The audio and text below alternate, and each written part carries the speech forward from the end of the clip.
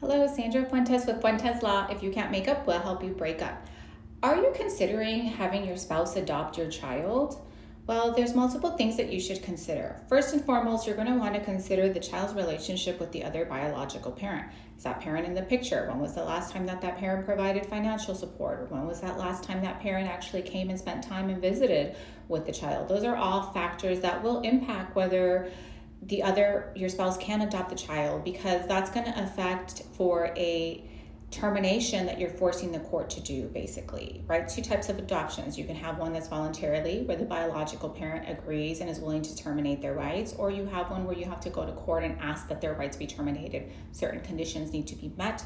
If you're going for the latter, that is something you can discuss more in detail with the family law attorney. However, that's the biggest thing you want to consider. Nextly, you'll want to consider what happens in case of divorce. If you and your spouse divorce and they've adopted your child, you need to realize that that person now has the ability to petition for full custody of that child, but is also going to have to pay child support, but they're also going to have the right to visit with their child, because that child's going to become their legal child for all purposes.